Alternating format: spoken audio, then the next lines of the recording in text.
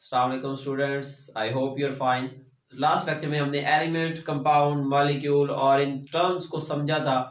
तो उसके अंदर एक टर्म थी मॉलिक्यूल। आज हम उसकी डिटेल वजाहत करेंगे जो कि आपकी एफएससी के सिलेबस का हिस्सा है कि what are the types of the molecules.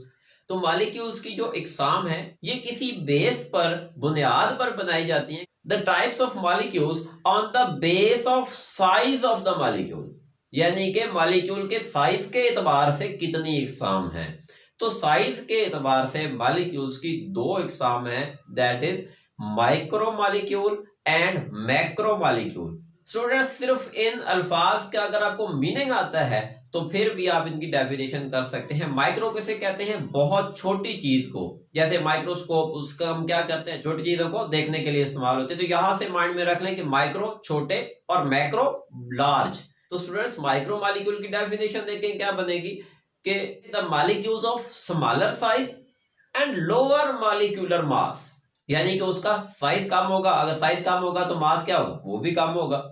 मिसाल के तौर पर वाटर का मॉलिक्यूल है, इसके अंदर सिर्फ 3 एटम है, 2 हाइड्रोजन, 1 ऑक्सीजन का साइज बिल्कुल कम है और इसका मास भी 18 ग्राम है। तो मैक्रो मॉलिक्यूल की डेफिनेशन क्या बनेगी? The molecules which have large size, बड़े साइज वाला, एंड हाई मॉलिक्यूलर मास, और जिसका मास भी ज्यादा है, साइज भी बड़ा है, जिसके अंदर नंबर ऑफ एटम्स ज्यादा हैं। यानी कि दूसरे अल्फाज में हम यूं भी कह सकते हैं the molecules which have large number of atoms present in a molecule is called a macro molecule. For example haemoglobin, जिसके बारे में आप बायो में पढ़ चुके हैं। हेमोग्लोबिन क्या है? इसके अंदर 10,000 मोर देन 10,000 एटम्स मौजूद होते हैं। 10,000 से ज्यादा एटम्स हैं। Definitely it will be a large molecule. Mass भी ज्यादा होगा।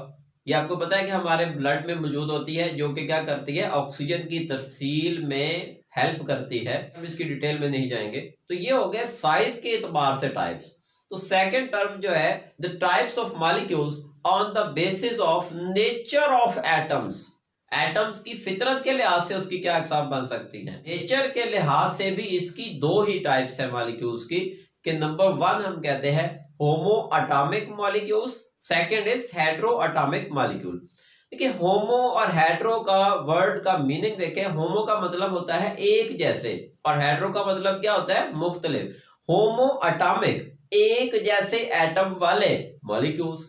तो डेफिनेशन तो हो गई है इसकी कि the molecules having same type of atoms, वो मॉलिक्यूल जिसमें तमाम के तमाम एटम्स, चाहे वो 2 है या 2 से ज्यादा है, वो सेम टाइप के होने चाहिए, then it will be homo atomic molecule. For example H2Cl2 O2 O3 N2।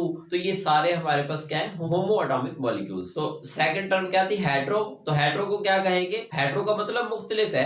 The molecules which consist of atoms of different elements, ये मुख्तलिफ एलिमेंट्स के एटम्स आपस में मिले होंगे। फॉर एग्जाम्पल वाटर है, तो इसमें देखें 3 एटम्स होते हैं, 2 हाइड्रोजन के हैं, तो एक क्या है? ऑक्सीजन का। तो डिफरेंट हो गए ना, हाइड्रोजन और चीज है, ऑक्सीजन और चीज है।